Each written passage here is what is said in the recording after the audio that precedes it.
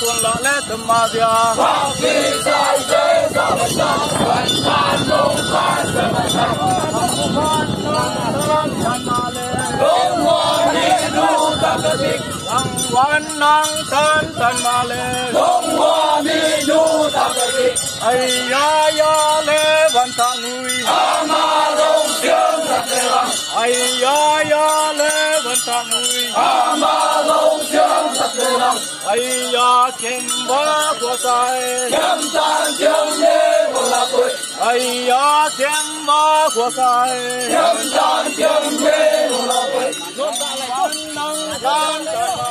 Đông hoa minh đu ta cơ thích Ô gia quê lê ô tuần lọ lẽ tầm ma dia Hoàng phi sai dễ sao mà sao Vẫn phan đông phan sẽ mà sao thằng văn năng lê tuần tô Đi trong lòng đu anh em cô thằng văn năng lê tuần tô Đi trong lòng đu anh em cô thằng văn năng thân ma lê Đông hoa minh đu ta cơ thích thằng văn năng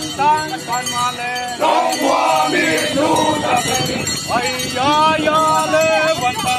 Ama đông siêu thật lê lăng ai ya lê văn ta nuôi Ama đông siêu thật lê lăng thằng văn năng lê tuần tô Đi trong lòng đu anh em cô thằng văn năng lê tuần tô Đi trong lòng đu anh em cô ai ya kim ba của sai Nhâm tan chiêm nhê một là tuổi ai ya kim ba của sai Nhâm tan chiêm nhê một là tuổi ai ya kim ba của sai Nhâm tan chiêm nhê một là tuổi ai ya